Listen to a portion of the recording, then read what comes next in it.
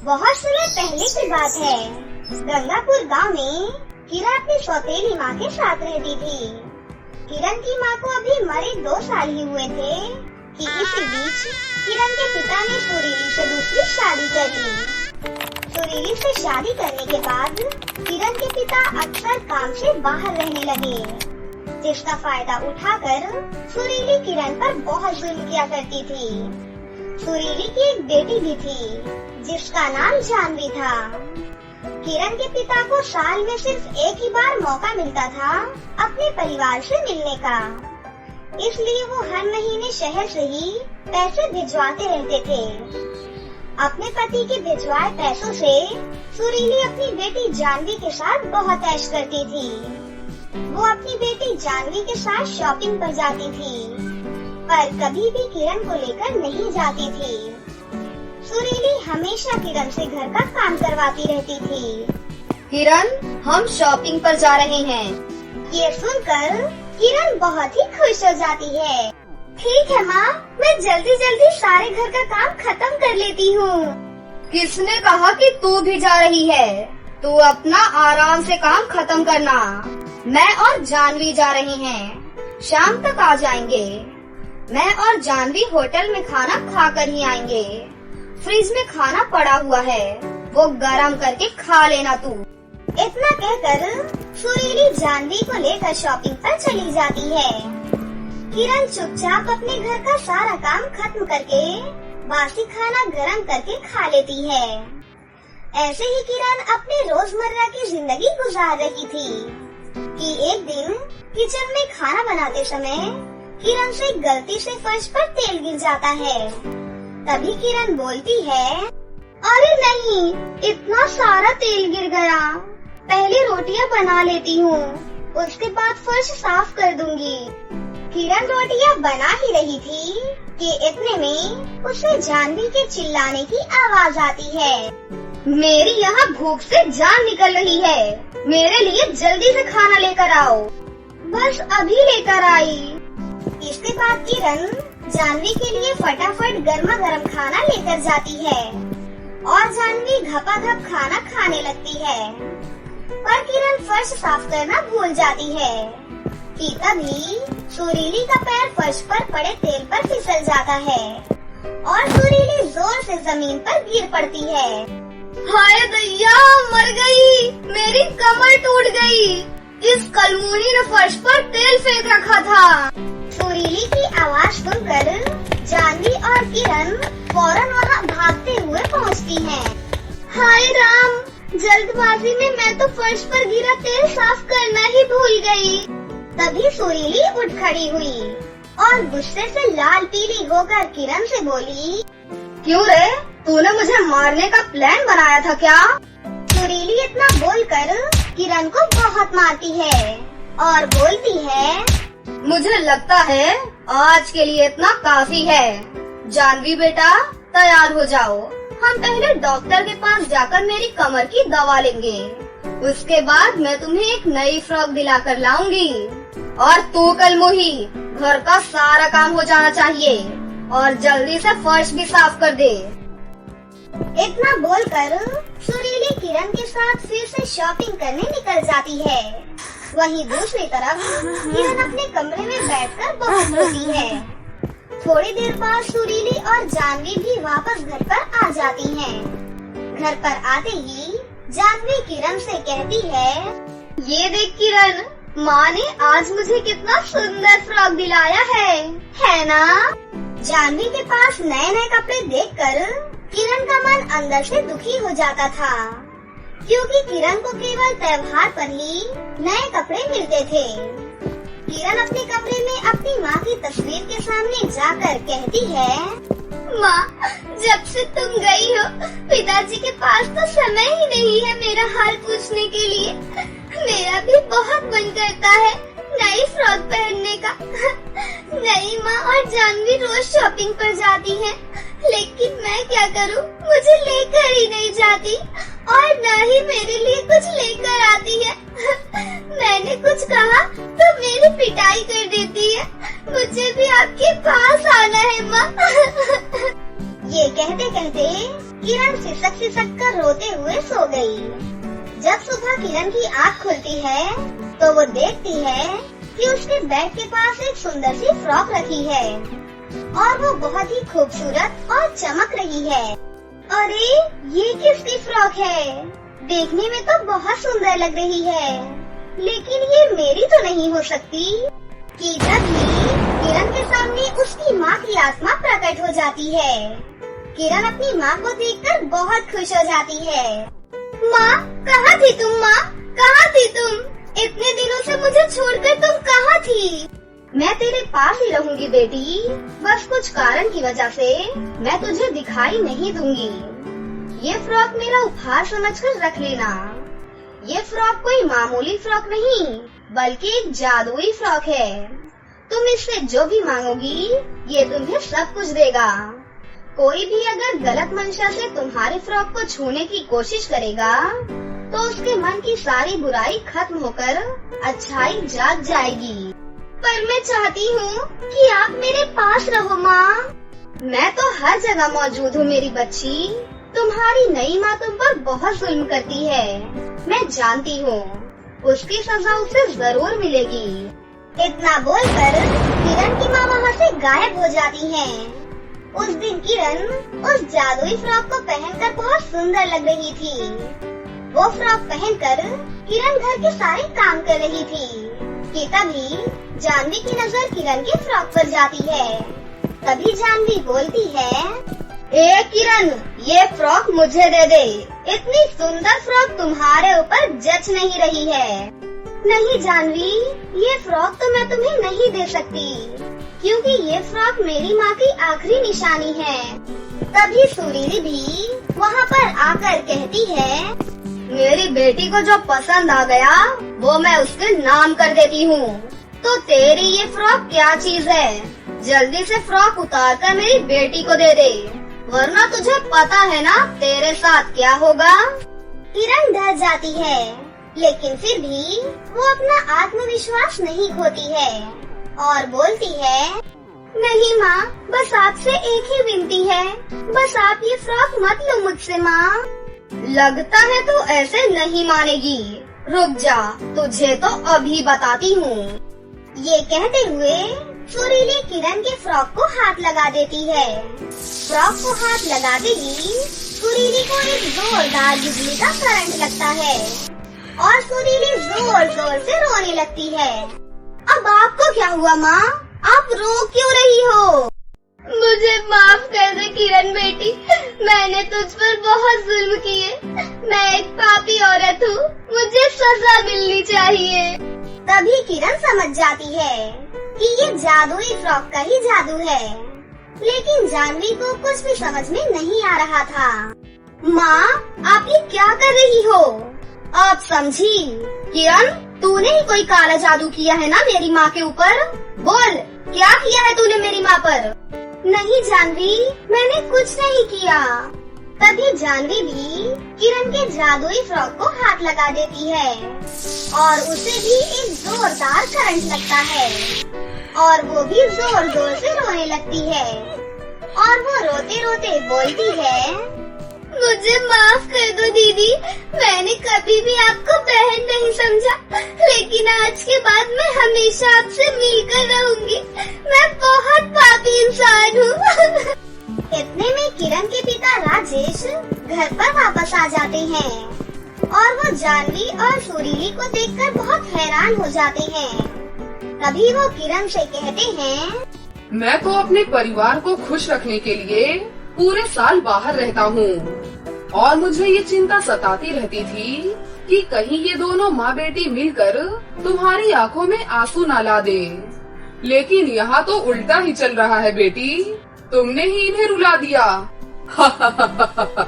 मुझे लगता है कि अब सब कुछ ठीक हो चुका है पिताजी, अब आप कभी भी मुझे छोड़कर मत जाना। हाँ बिटिया, मैं अब से यहीं रहकर काम करूँगा। फ्रॉक को छूते ही जानवी और सुरीली को उनकी गलतियों का एहसास हो गया था। उस दिन के बाद से सुरीली किरण को अपनी बेटी की तरह प्यार करने लगी और जानवी अपनी बहन की तरह किरण से हर चीज बांटकर इस्तेमाल करने लगी। धन्यवाद माँ, आप जहाँ भी हो हमेशा खुश रहो। जब सीधी उंगली से घी ना निकले तो कभी कभी उंगली टेढ़ी करनी पड़ती है। अमित अपनी पत्नी सोनाक्षी और अपनी बेटी परी के साथ खुशी से अपना जीवन बिता रहा था। वो बहुत ही खुशहाल परिवार था और एक दिन अमित अपने परिवार वालों के साथ बाजार से घर की ओर आ रहा था, जिस वजह से सोनाक्षी ने रोड पर ध्यान न देकर वो रोड पार करने लगती है कि तभी एक कार से उसका एक्सीडेंट हो जाता है, जिस वजह से सोनाक्षी की मौत हो गई और अमित अपनी बेटी की चिंता में रहने लगा। एक दिन अमित का एक दोस्त आया और उससे बोलता है, अरे अमित भाई, अभी हमारी परी बेटी बच्ची है, उसको माँ के प्यार की जरूरत है, तुम दूसरी शादी क्यों नहीं कर लेते? अरे नहीं भाई, दूसरी शादी कैसे कर सकता हूँ मैं? क्या पता मेरी बेटी को वो अपनी बेटी के जैसा रखे या ना रखे। मैंने सुना है दूसरी माँ अपने बच्चों के साथ सौतेलापन दिखा देती है। अरे अमित भाई, तुम अपनी बच्ची को माँ का प्यार और बाप का प्यार अकेले नहीं दे सकते।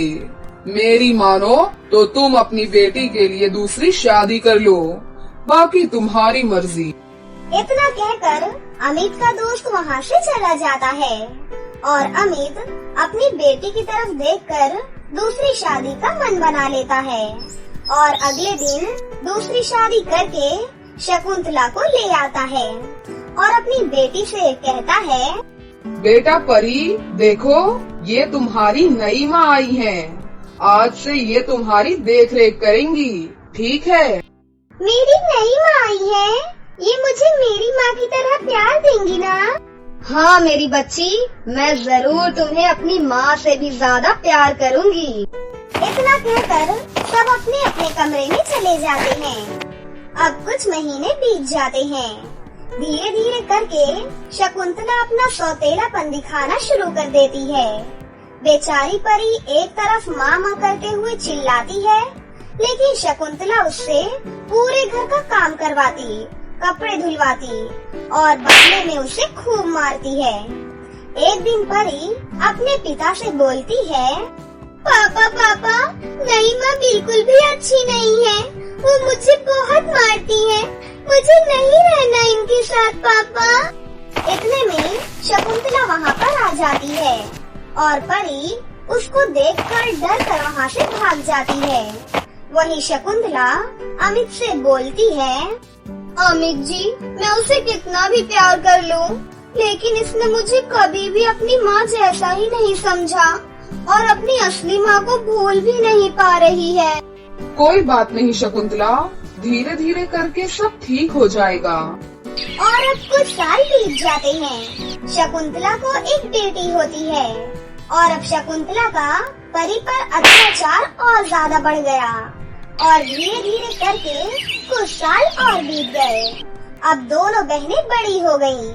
वहीं दूसरी तरफ अमिताभ बहुत ही ज्यादा बीमार रहने लगा और एक दिन शकुंतला की पड़ोसन उसके पास आती है और उससे बोलती है, अरे शकुंतला बहन, अब तो तेरी दोनों बेटियां जवान हो गई हैं, इनकी शादी क्यों नहीं करवा देती तू?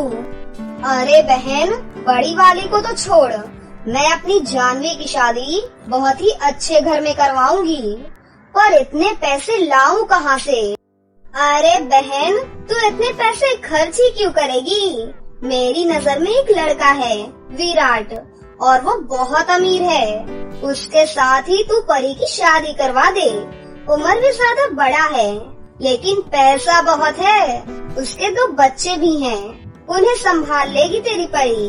मैं तो कहती हूँ परी की शादी उससे ही करवा दे और उससे जो पैसे मिलेंगे उससे तू अपना घर भी चला लेना और अपनी जानवी की शादी बहुत ही अच्छे से घर में भी कर देना।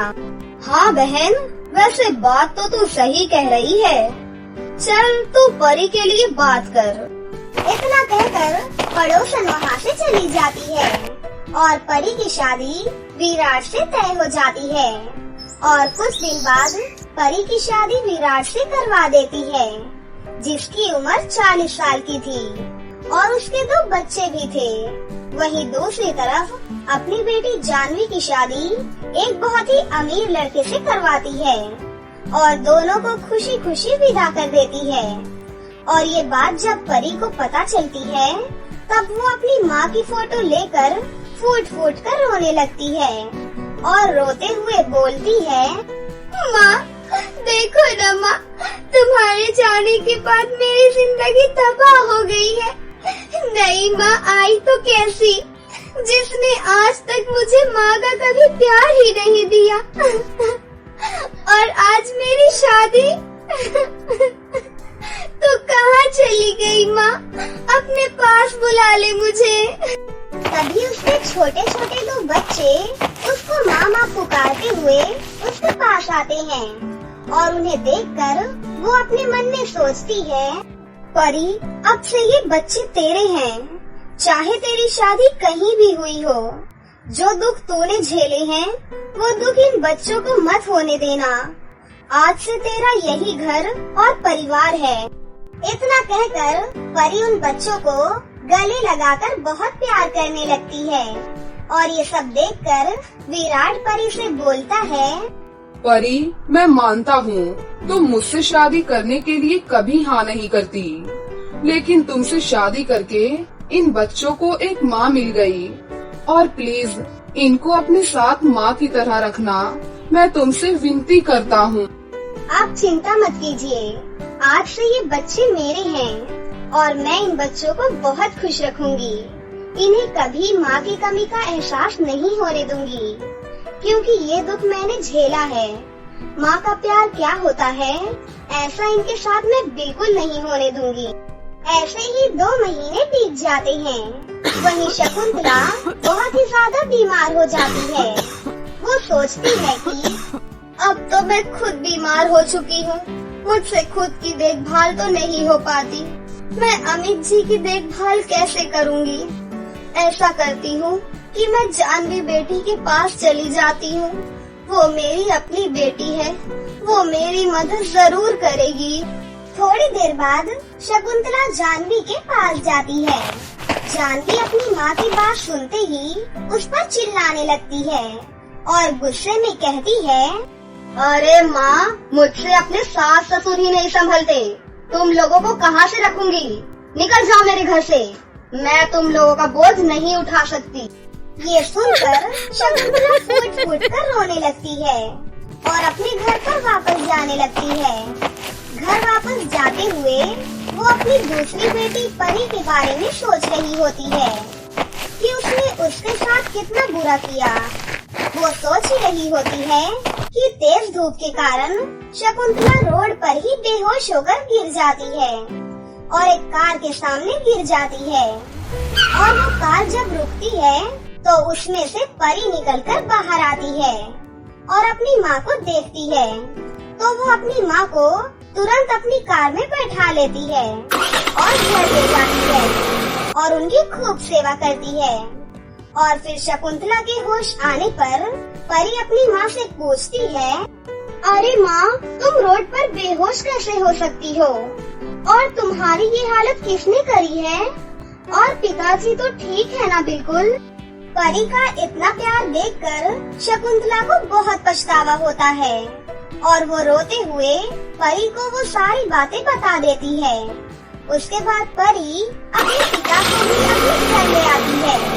परी अपने पति और बच्चों के साथ साथ अपने माता पिता का भी बहुत अच्छे से ख्याल रखती है और उसका ये प्यार देखकर शकुंतला रोते हुए परी से बोलती है, बेटा परी, मैंने तेरे साथ कितना गलत किया, लेकिन तू आज भी मुझे अपनी सगी माँ से ज्यादा प्यार कर रही है। मुझे माफ कर दे बेटा। अगर कभी भी तूने मुझे अपनी माँ माना होगा तो प्लीज उस नाते मुझे माफ कर देना बेटा। नहीं माँ, आप मुझसे माफी मत मांगिए, आपने मेरे साथ कुछ गलत नहीं किया। विराट जी बहुत अच्छे इंसान हैं। मुझे बहुत अच्छा परिवार मिला है माँ, मैं बहुत खुश हूँ इनके साथ। और आप मुझसे माफी मांगकर मुझे शर्मिंदा मत कीजिए ना माँ। ये सब देखकर शकुंतला रोने लग जाती है और परी उसको माफ कर देती है और अब सब खुशी खुशी एक साथ रहने लगते हैं। एक बार की बात है, ईशा अपने माता पिता के साथ रहती थी। ईशा जब 7 साल की थी तब उसकी माँ बहुत ज्यादा बीमार हो गई। ईशा के पिता ने बहुत से डॉक्टर बदले, लेकिन फिर भी कोई भी फायदा नहीं हुआ। ईशा की माँ को अब ये एहसास हो गया था कि वो अब ज्यादा दिनों तक नहीं जी पाएंगी। उसे बस अपनी बेटी ईशा की फिक्र थी। एक दिन वो अपने पति से बोलती है, सुनिए जी, मेरा अंतिम समय नजदीक आ गया है। आप ईशा का बहुत अच्छे से ध्यान रखना, उसे माँ की कमी कभी महसूस नहीं होने देना। और फिर एक दिन अचानक ईशा की माँ का देहांत हो जाता है। माँ के मरने के बाद ईशा बहुत ही अकेली हो जाती है और वो हमेशा रोती ही रहती है। पापा, माँ कहाँ चली गई? मुझे मेरी माँ ला दो। मुझे मेरी माँ के हाथों से ही खाना खाना है, वरना मैं भूखी रहूंगी। बेटा, तुम्हारी माँ तो आसमान में एक तारा बन गई हैं। मैं कुछ नहीं जानती, मेरे लिए मेरी माँ को लेकर आओ, वरना मैं भी आसमान में तारा बन जाऊंगी। अच्छा ठीक है, रोना बंद करो, मैं तुम्हारे लिए माँ ले आऊंगा, लेकिन नई माँ पहली वाली माँ से थोड़ी अलग होंगी। पंकज अपनी बेटी की जिद और रिश्तेदारों के कहने पर रंजना नाम की एक औरत से दूसरी शादी कर लेता है। रंजना जब नई आती है तब तो वो ईशा को बहुत प्यार करती है, लेकिन जब उसका खुद का बेटा राजू हो जाता है तब वो ईशा पर बिल्कुल भी ध्यान नहीं देती है। लेकिन वो पंकज के सामने तो बहुत अच्छी बनकर रहती है।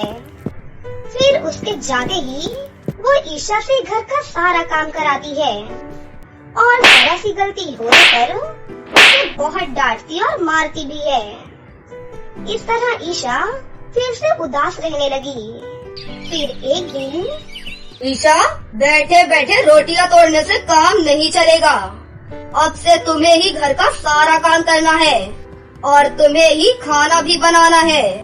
पर माँ, मुझे तो खाना बनाना आता ही नहीं है। खाना बनाना नहीं आता है और मुफ्त की रोटियां तोड़ तोड़ कर ठूसना अच्छे से आता है। अब से तू ही घर का सारा खाना बनाएगी, समझी? ईशा रोते रोते किचन में जाती है। उसे तो कुछ भी बनाना आता ही नहीं था, फिर भी वो कोशिश करती है, लेकिन उससे सारा खाना जल जाता है। फिर रंजना जब किचन में आती है तो वो बोलती है, हे भगवान, सत्यानाश हो इस लड़की का, सारा खाना जलाकर राख कर दिया। सच सच बता, तूने जानबूझकर ये खाना जलाया है ना? नहीं माँ, मैंने तो पूरी कोशिश की थी, पर क्या तूने जानबूझकर ऐसा किया है ताकि तुझे मैं दोबारा खाना बनाने को नहीं बोलूं? लेकिन मैं तुझे ऐसे तो नहीं छोड़ने वाली। और फिर रंजना गरम चिमटे से ईशा का हाथ जला देती है। अब आज से तुझसे खाना कभी भी नहीं जलेगा, और जला तो तू अपने इस जले हुए हाथ को याद कर लेना। ईशा रोते रोते अपने कमरे में चली जाती है, लेकिन उसके हाथों में बहुत तेज जलन हो रही होती है और वो रोए जा रही थी। माँ, तुम कहाँ हो माँ? माँ, नहीं माँ, बिल्कुल भी अच्छी नहीं है, तुम वापस आ जाओ ना माँ, मुझे तुम्हारी बहुत याद आ रही है माँ। देखो ना, मेरे हाथों में भी बहुत जलन हो रही है, बहुत दर्द हो रहा है माँ, आ जाओ मेरे पास ना माँ, वरना मुझे भी अपने पास बुला लो। रोते रोते ईशा सो जाती है और फिर उसके सपने में उसकी माँ आती है और कहती है, ईशा बेटा, मेरी प्यारी बेटी। माँ, आप कहाँ चली गई थी मुझे छोड़कर? मैं अब आपके पास ही रहूंगी, अब कहीं नहीं जाना आप मुझे छोड़कर माँ। ईशा, मैं तुम्हारे पास ही हूँ, तुम्हें अब चिंता करने की कोई जरूरत नहीं है। तुम मेरे श्रृंगार दान से एक नेल पॉलिश निकाल कर अपने हाथों में लगा लेना, और सब कुछ ठीक हो जाएगा। अगले दिन जब ईशा उठती है तो वो अपनी माँ की वही नेल पॉलिश अपने हाथों में लगा लेती है। नेल पॉलिश लगाते ही ईशा का सारा दर्द गायब हो जाता है और उसका सारा काम भी तुरंत ही होने लग जाता है, जैसे उसके हाथों में कोई जादू आ गया हो। सफाई के लिए ईशा जैसे ही झाड़ू उठाती है तुरंत ही पूरा घर साफ हो जाता है। ईशा जैसे ही कुछ खाना बनाने का सोचती, वो खाना खुद ब खुद बनकर तैयार हो जाता, वो भी बहुत टेस्टी। आज तो तूने खाना बहुत बढ़िया बनाया है। खामखा नौटंकी कर रही थी कि मुझे खाना बनाना नहीं आता है। अरे तू तो मुझसे भी बहुत अच्छा खाना बनाती है।